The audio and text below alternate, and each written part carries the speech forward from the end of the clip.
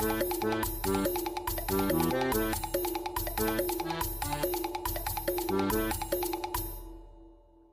there, and welcome back to DohMance Dawn for episode 80.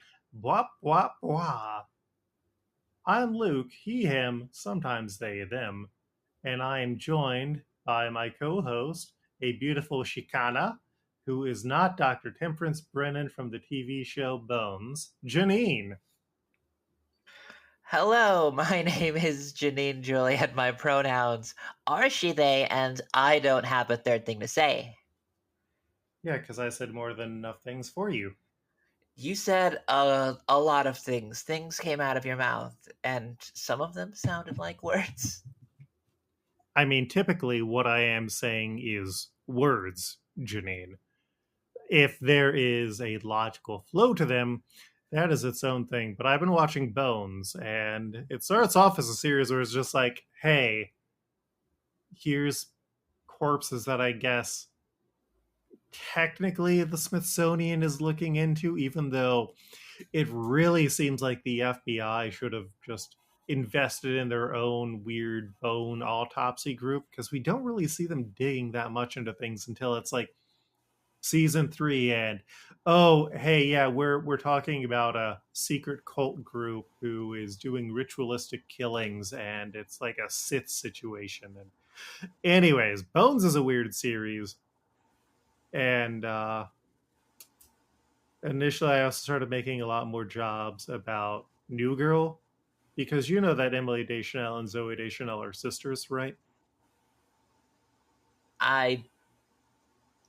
I do now. I mean, I guess I don't know enough Deschanels.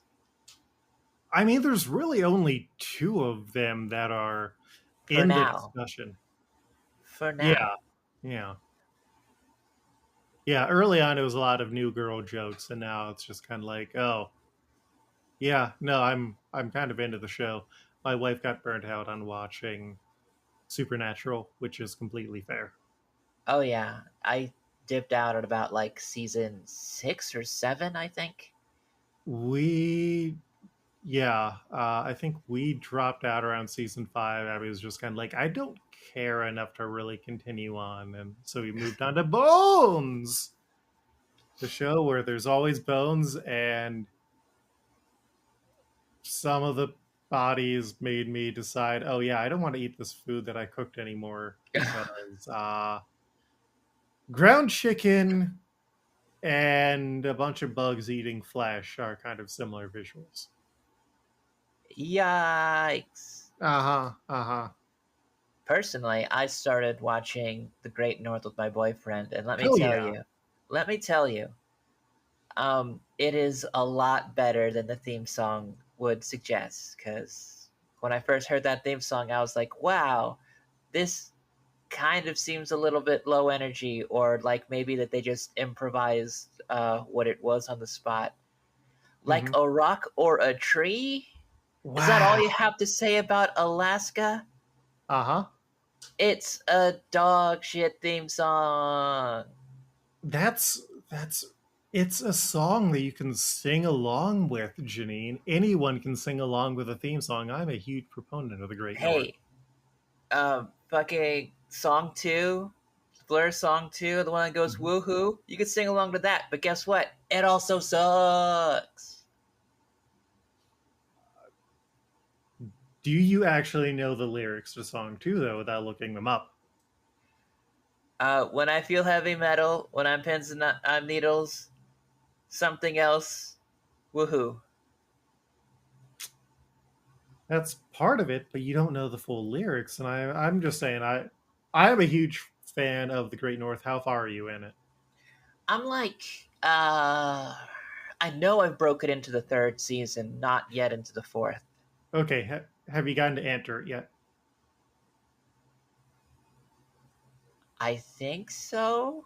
If you can't answer that with complete conviction, I don't believe you've gotten to enter. Okay, well, I'll let you know when I do. Mhm.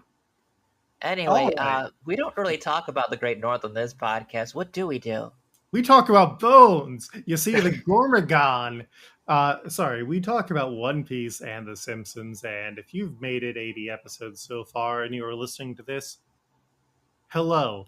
Thank you for being part of the Discord or being one of the two people who comments on the YouTube channel. That's kind of the biggest way the show is sustained right now. This being the show where we talk about One Piece and The Simpsons. That's a 5-minute opening bit. So let's get into business, because these episodes initially ran between January 30th and March 6th of the year 2011, which is farther back than I want to really think about. 2011 was when I graduated college, which means we're getting to the point where I moved back home for a bit and was not watching The Simpsons. And yeah. At this point, I have not yet moved to Austin. However, I am pretty sure this is the part of my life that I was really into the Vampire the Masquerade LARP scene in Austin. You have talked about that before. Yeah, it kind of like lasted for about like a year and a half, I think. Mm-hmm. I think? I don't know. I also got really into Rock Band. The video game Rock Band. Yeah. I played drums. Not well, but I played them, and like nobody else like did. I was usually the bass player. That's a good And one. yeah, for the brief period where we had like a very good roommate set up, my roommates were all very frustrated because they all had like very serious looking character avatars. And then my guy looked like I was testing the limits of hue and saturation on clothing options. Oh yeah, like a Yeah, fucking West Borland from like Limp Bizkit, right? I assume so. He's the guy that's always in like really weird stuff that looks like he's like a part of a different band. The guitarist for Limp Bizkit. I'm sorry, Janine. I'm a renegade of funk. Watch some Limp Bizkit music videos. I watched the movie 2000, or was it 2000? 2494 Y2K film.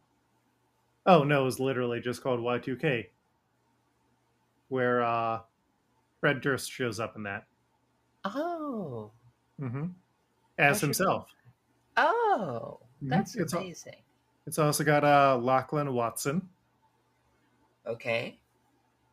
Uh, they were in the thrilling adventures of Sabrina and the Chucky TV series, and they're kind of the go-to trans guy actor. Huh. We Mm-hmm. should get more of those. Yeah. Uh, Also has Rachel Ziegler, who did not deserve all the shit that she got. Sure. Oh, she just got like thrown under the bus for standing up for Palestine and was blamed for the live action Snow White film flopping, and Angelina Jolie was kind of awful to her. Huh. Mhm. Anyways, the first episode we are covering is The Blue and the Gray, where after Valentine's Day, Marge finds a gray hair and then learns that she's been dyeing her hair without her own knowledge and decides to go gray, and Homer and the family freak out. Mo, meanwhile, goes to a pickup artist event and gets advice to use a wingman and calls Homer, who kind of is not handling things well and wants any reason to get out of the house. Marge initially gets compliments, but then she finds out that people think that she is older than she actually is and gets offended. Patty and Selma, who reveal that their hair isn't actually gray but just filled with smoke ash, warn Marge that Homer doesn't like her anymore and that's why he's been at the club. And when she goes to confront him, she ends up looking like a witch. But then as he is surrounded by women, he explains that he's a great wingman because he fully loves his wife and would never cheat on her. And Marge decides to dye her hair again, just because. Now, this one did kind of strike a little bit close to home for me because my hair has recently been graying. Mm-hmm. I've started to become slowly but surely turning into the very thing that I'm attracted to, middle aged women. So you're turning into a Foxy the Silver Fox. I am. And to be honest, I think that maybe about this time people were like a little bit much more sensitive about it, but I feel like now people are definitely letting go of it a lot more. Mm-hmm. Um, you know, The premature graying has kind of been something where, like, some people do a really good job pulling it off. Janine does a really good job pulling it off. Let's all compliment Janine on her very nice hair. oh wait, did you write the comment yet? No? Okay, we'll give you a little bit more time. Yeah,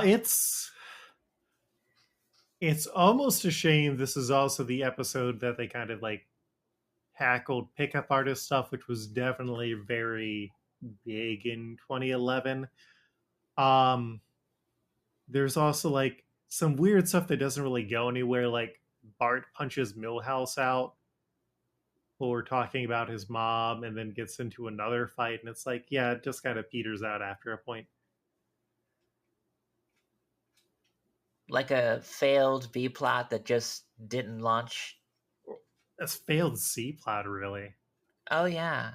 Yeah, because we have our main plot, so I think it's just like, well, we need to have the kids do something, and yeah, it's kind of a mess of an episode, but it's fine. Not the worst one that we've Hmm. had this season. Yep. After that, we have Angry Dad the movie, where Bart is approached to make an Angry Dad film. Hey, remember Angry Dad from several years ago? And Homer is hired to voice Angry Dad, but it turns out poorly, so Lisa suggests that they cut it into a short film, which gets nominated for a Golden Globe, which it then wins. Homer goes to accept the award and keeps stealing the glory as it wins more awards, annoying Bart. And when it gets to an Oscar nomination, Bart tricks Homer into missing the ceremony, but when Bart goes to speak, he decides to thank everyone who worked on the film, including Homer, and then he splits up the trophy for everyone who worked on the film. It's not good. It Ricky Gervais plays himself, Russell Brand plays himself, and oh, oh. Yeah, stuff kind of sucks. There are some times when I like when um, a cartoon series makes an episode about making cartoons, but The Simpsons have done it so much. And of course, at the level that they are making it, they're starting to do commentary on like a lot Award. bigger, yeah, award Mhm. stuff, a lot bigger of things. And um, I guess like the most fun that I had was just remembering the episode where Angry Dad came from. It's weird to have nostalgia for an episode of The Simpsons that actually at this point I think not a lot of people really saw. Yeah, like a post. I think it's big enough that it's ironically like a post prime episode that people will recognize. I enjoyed the episode because JB Smooth shows up in it as DJ Kwanzaa. I feel like there was a moment where there's a moment in the episode where Homer is kind of like confronted by street toughs. Mm-hmm. And man, the Simpsons don't know what to do in those kind of situations, With do people they? of color. Yeah. Mm-hmm. Yeah, that's who DJ Kwanzaa is. Like JB Smooth has a very distinctive voice for that. I was not paying attention to the credits as much as I was just kind of thinking to myself that it really didn't need to be a scene in there. I don't Mm-hmm. know. Uh, it's it works to have someone point out that Homer is doing something wrong. He is recognized as a side effect of his fame, and then that is how he gets back to the Oscar ceremony. But yeah, That's a weird thing. The Itchy and Scratchy cartoon in this one was good. Yeah, I do like when Itchy and Scratchy really gets to have a good amount of screen time. You get a lot of good movie parody stuff from that Hmm. that you don't normally see until like a Treehouse of Horror. And I prefer seeing the movie parodies done in an Itchy and Scratchy like short more than I like seeing it play out in a Treehouse of Horror. You know? Yeah. Yeah, I think one of them is just something silly to take up time. I think the other big kind of weird thing is they save the Mixar clip for their Toys Life or Toy Story, but it's condiments thing too soon because we get like the earlier previews or the earlier clips of the stuff like the Wallace and Gromit thing and the Brothers of Beauville bit, but we don't get the Mixar stuff until the very end, and it just feels like a weird rollout of that. Yeah. Yeah. Uh, yeah, it is a disappointing episode for the build up and I guess hype and weird stuff that they try and tackle and kind of fail at. The last one is the Scorpion's Tail, which is a weird one. Lisa stumbles onto scorpions in the desert and finds a flower that calms the scorpions down, while Abe is kicked out of the nursing home for being too grumpy, and so he has to move back in with the family. Lisa ends up creating a serum that calms the scorpions from the flowers, and Homer tries it out on Grandpa, and it works to calm him down. Lisa tries to talk to Grandpa about it, and it turns out that he's happier being happier, and so Lisa flushes it away, disliking the effect of the ethics. That's when Walter Hottenhoffer, uh, a scientist, finds out and synthesizes it with Bart and Grandpa's help and starts distributing these new drugs. And Lisa changes her mind as she sees the old people are happier. And then everyone who used its eyes pop out of their sockets. And the old people in town are unbothered until Grandpa convinces them that they need to stop taking the drugs because unless they're angry, things won't get fixed. Ah, yeah, it kind of loses itself. There are some good, solid jokes that do happen in here. I do love a running gag that Walter Hottenhoffer is actually Augustus Gloop. Yes, Walter Hottenhoffer voiced by actual Werner Herzog.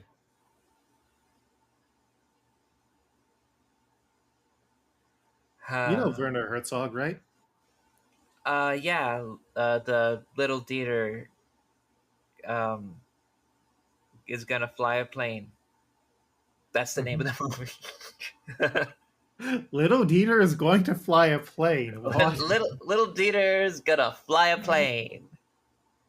Little Dieter needs to fly? It's a Mixar film.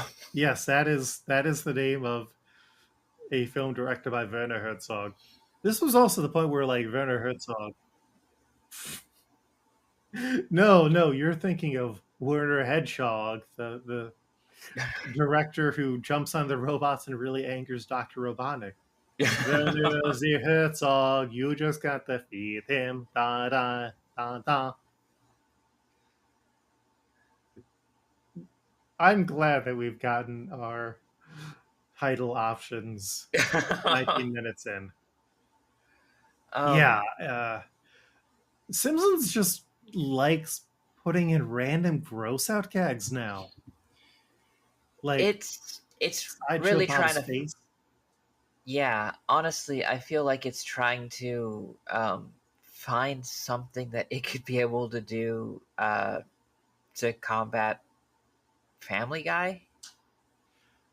I think it's more of they're trying to come up with a good visual and it's just kind of going into gross out. But it's also something that they're still doing because they did a season on or they did an episode this last season where if you keep seeing the news reports about how Marge dies in an episode, it's not actually important and it doesn't really happen in the episode. And like Abby and I completely forgot that it happened, and we kept being like, Yeah, we keep seeing these news stories. Oh, it was in that Itchy and Scratchy episode that we didn't really care for.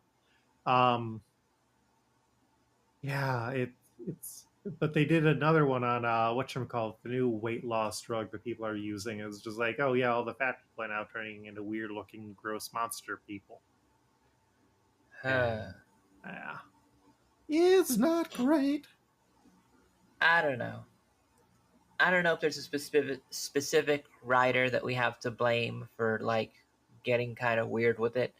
Hmm. I would like there to be, because I would like to be able to have a certain thing to say when I shake my fist.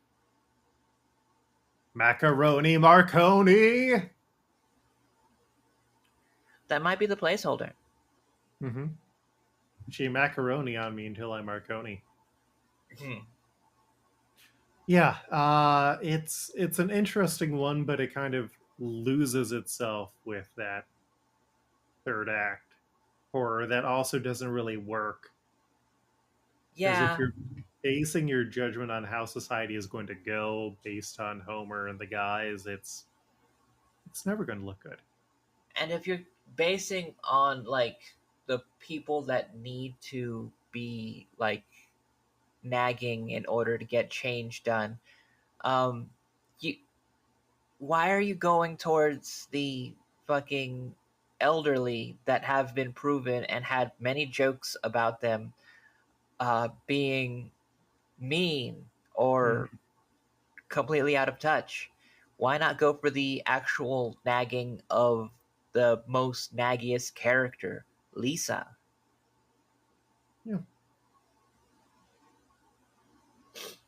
Anyway, new characters unlocked include Ava Braun, Doctor Kissing Her, Odd Job, Coyote, Randy Newman, Janice, Satan's Anvil, Gina Davis's robot partner, Peanut Butter Man, and many more.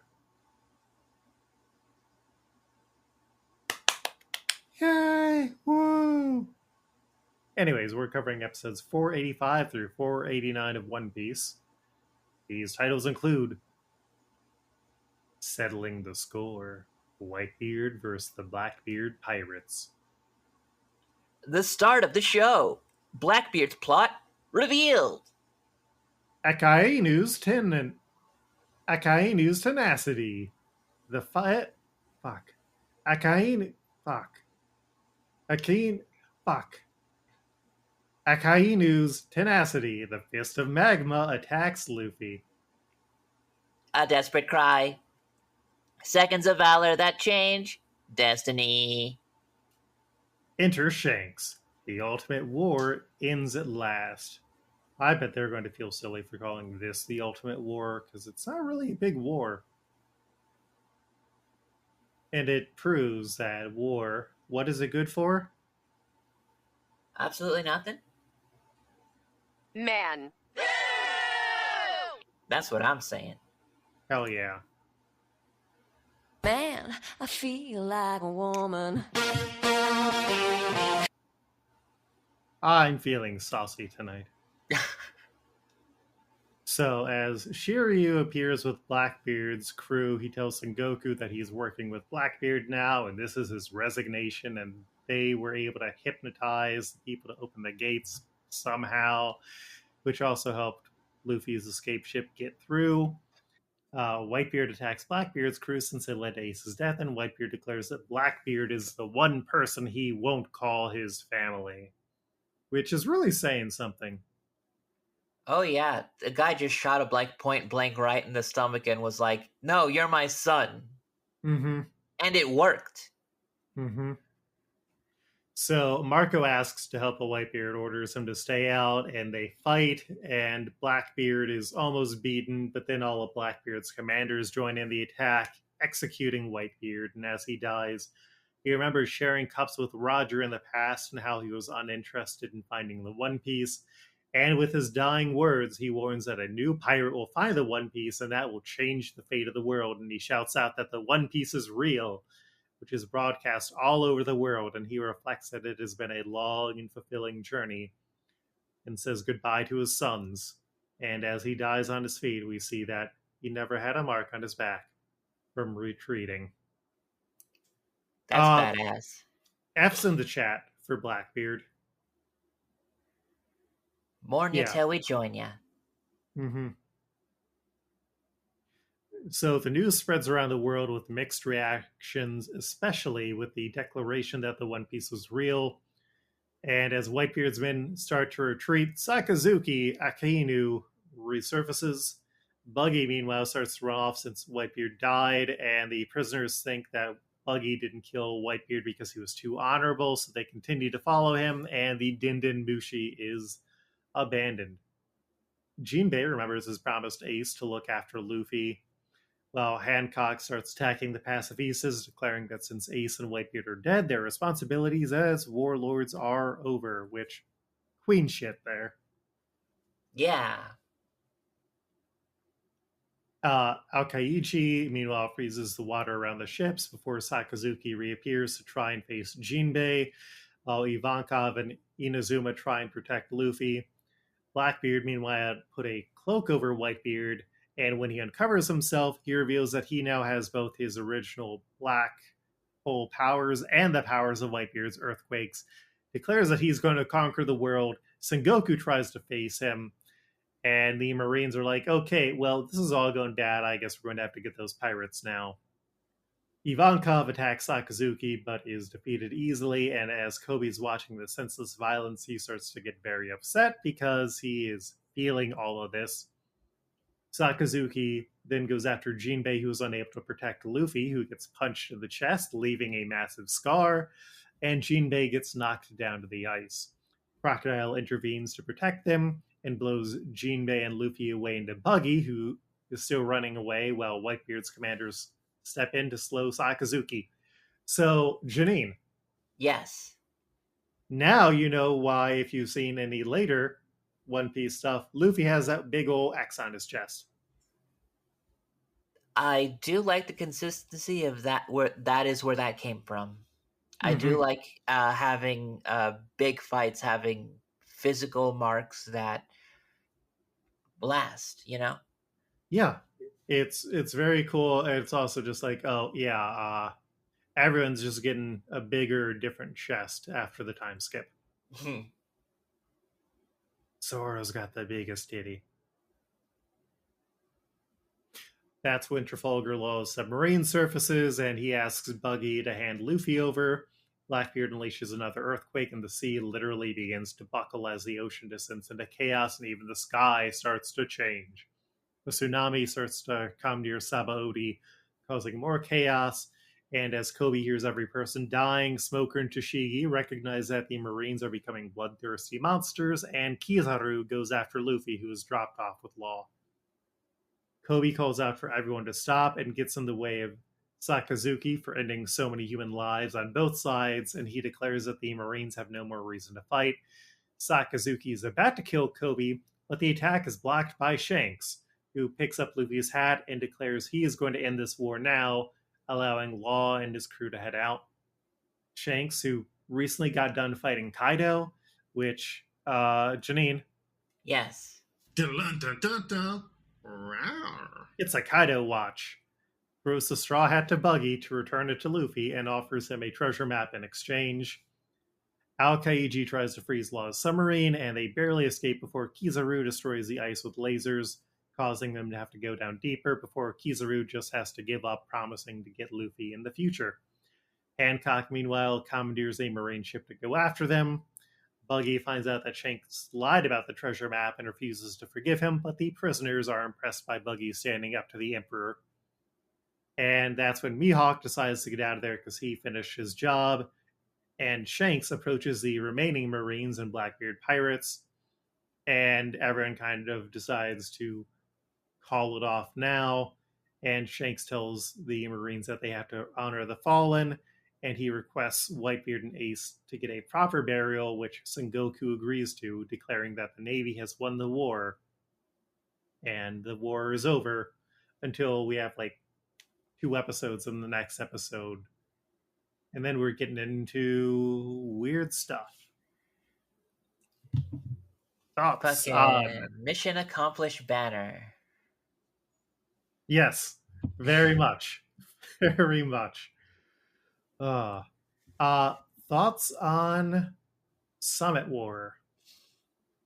Well, first of all, this all happens pretty soon and should still be considered a battle than a war. Mm-hmm. IMHO. But I also think that I was so ready for it to just wrap up. I mean, I had fun with Impel Down, is the thing. Mm-hmm. And that was very good, a very good energy. It definitely, like, I enjoy Impel Down a lot more now, knowing what the Summit War is. Mm-hmm. And there's just so many people. Yeah. And it's hard to tell who is going to be important. Yep. And a lot of them don't really get a chance to distinguish themselves. And yeah, it's a wild time. And it's just kind of like, oh well, I guess the Marines did kill the two people they wanted to get killed, and they wanted to kill, and then it kind of went crazy. I think if the new anime adaptation that they're doing makes it this far, I think it would be fascinating to see where they kind of take their cues from. Because there is a One Piece special called Fan Letter, where part of the, I believe it's called Fan Letter, where part of it is we get to see this war from the perspective of normal Marine soldiers and kind of how horrifying it is. And also the animation's a lot better in that. Huh. Mm-hmm. Yeah. Fan Letter, it came out for the 25th anniversary of One Piece, the anime,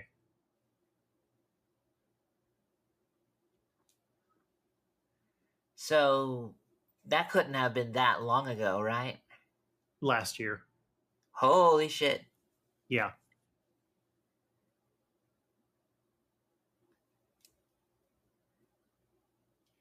All right. Well, we have 5 characters to match this week. We can theoretically keep this episode pretty tight. How's that sound? J Dog, J Town, J Abercrombie. Probably not the last one. We'll see what we can be able to bang out really fast. That's what she said. Ha. All right.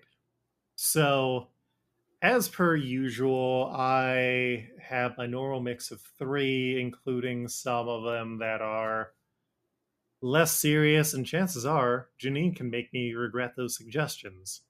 Up first for Zucka, who is just another pirate surfing under Whitebeard who kind of looks goat like with his beard and kind of horn things. I have, as my Rodrigo style, the mustached brother of Beauville. My throwback is Jasper's son, just because seeing that beard made me think about Jasper's son. And then Alec Baldwin, because why not? They're both hairy men.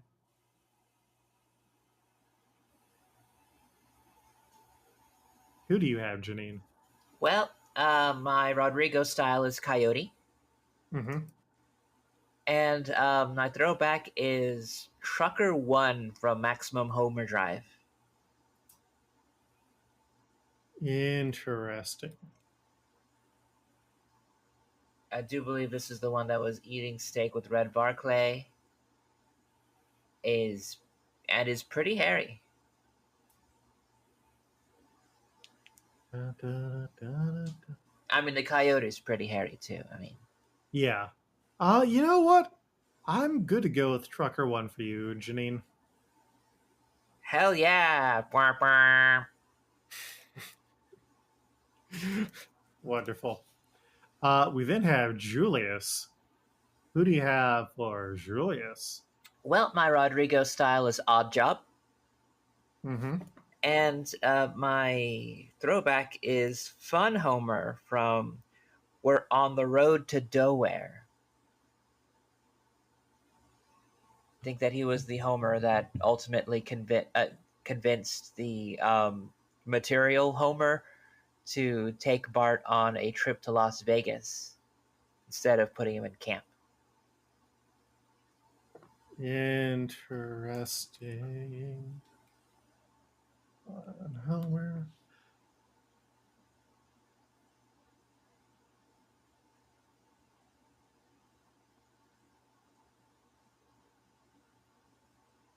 See, the thing that I remember from that episode is not that part. We know what we remember from that episode.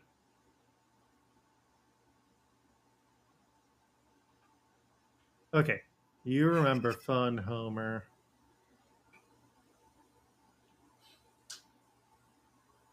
There were like 3 Homers Ah, in that situation. okay.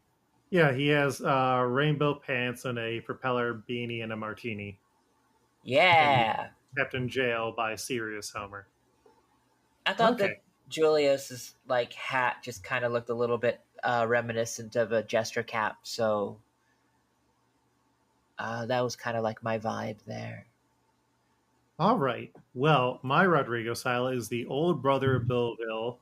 Because I feel like that nose, even though it's not necessarily seen in profile, could be the same. And something about their face shape and the like curls on the hair look similar.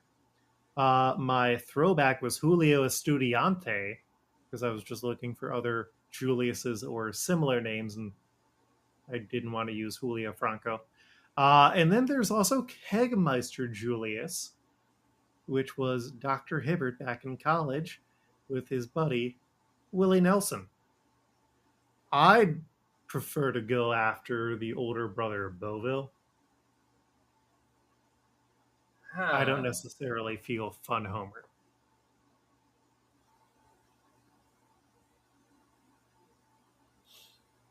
And you want to keep Odd Job then, huh? Yeah, we'll have other opportunities for Odd Job. I had a feeling that there might be someone in the future that might have like a similar gimmick to Odd Job. Mm-hmm. Yeah, we're coming closer to the most supervillainy One Piece character who has weirdly been inspiring the current arc of Swan Boy. Huh. Uh huh. Swan Boy. I write transcripts for it. So, can I convince you for older brother of Beauville? Sure. All right. Now that those losers are out of the way, let's get into these 4-star winners who are all very important. Up first, we have Monster. I have my 3 picks for Monster. I have Kung Fu Koala because that was kind of the closest we got to a monkey in this one. My throwback is Editor and Chimp.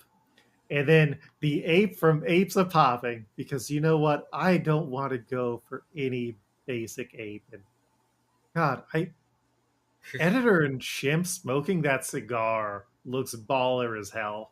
It does. Mm-hmm. Like that monkey fucks.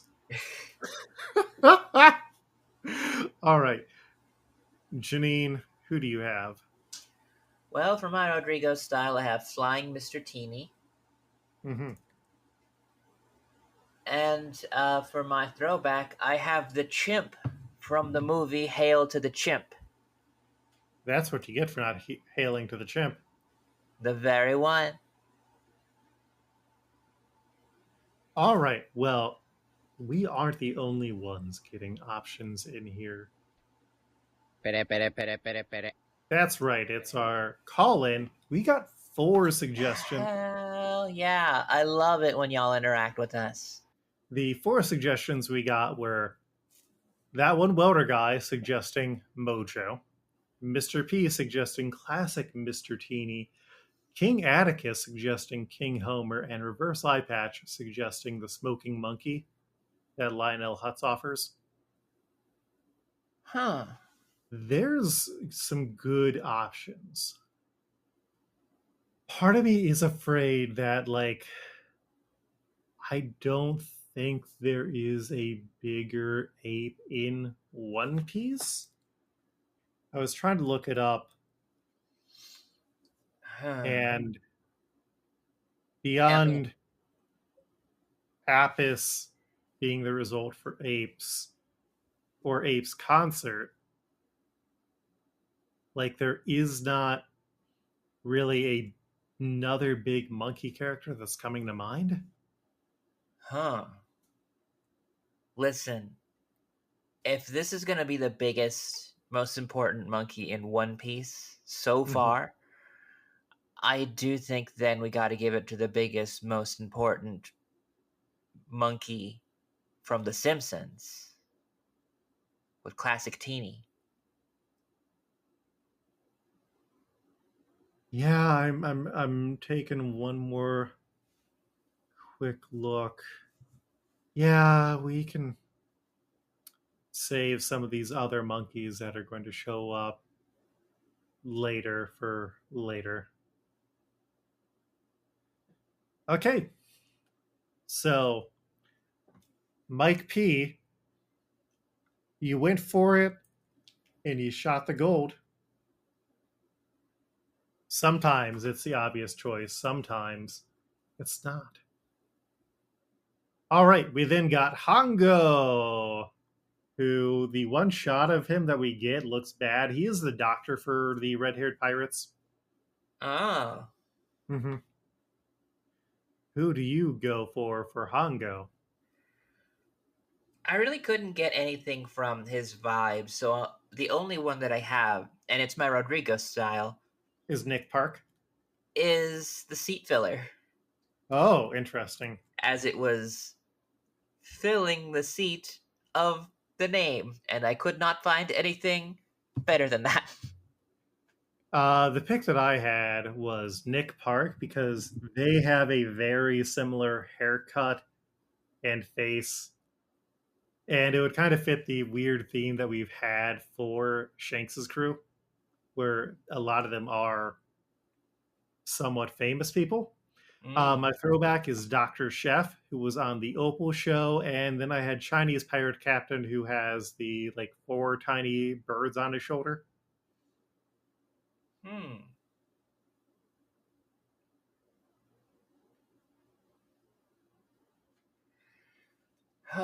Dr. Chef seems so hilarious to me, but I think once I just said that, you're going to say, but we're going to need them for either a future doctor or a future chef coming up. I'm not a real doctor, but I am a real chef. I am an actual chef. Yeah. But if you had put Dr. Chef on there initially, I could have been convinced.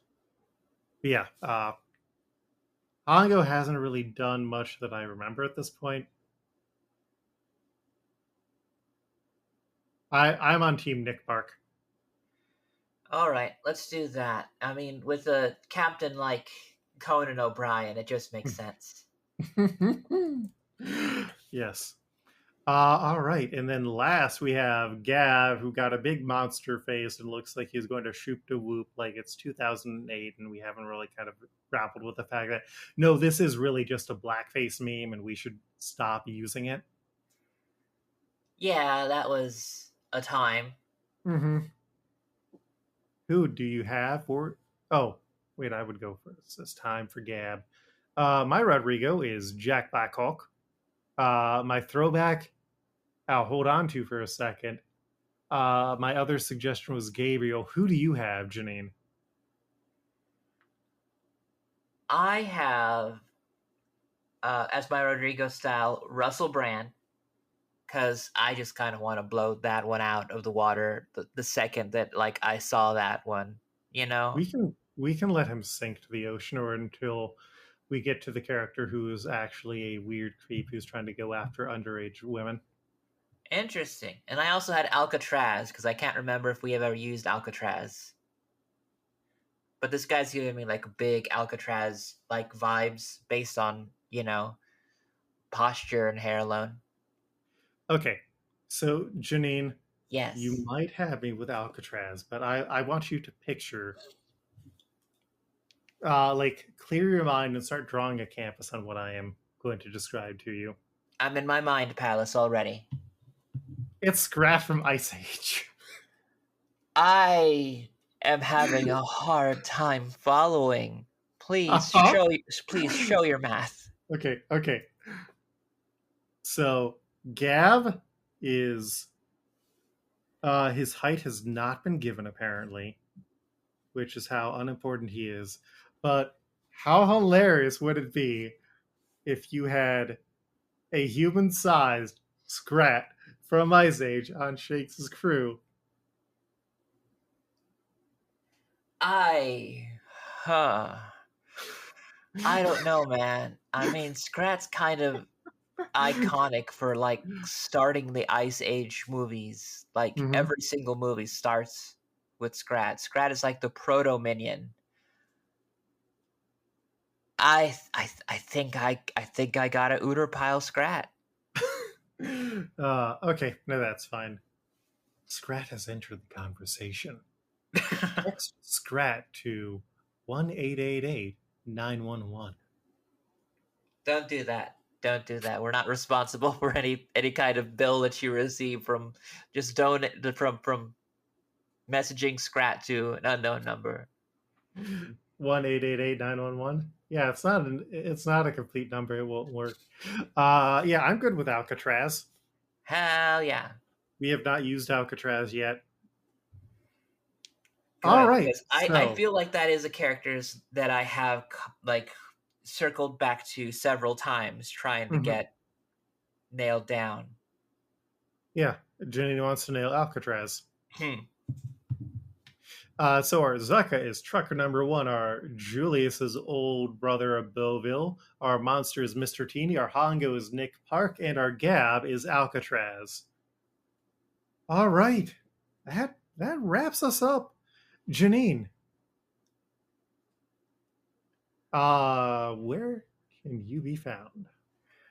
You can find me on Blue Sky at JennyandJuliet.bisky.social. You can find me on Instagram. That is Janine is Dope. I also have another podcast, Wrestle Girlies, which is coming out with a new episode right about the time that this one's going to be coming up. So keep an eye out for that. Luke, where can people find you on the internets? You can find me on Blue Sky at Coltreg, KOLTREG, or most other places there online. Other stuff is baking. You can follow our cover artist, Mike Patten, at Patten, Patten _PENDING, most places online. Sometimes there's no underscore there. He does our current covers, and he does a very good job at them. And if you want to find more of the show, go to the YouTube, or you know where to find DohMance, Dawn. I don't need to tell you that.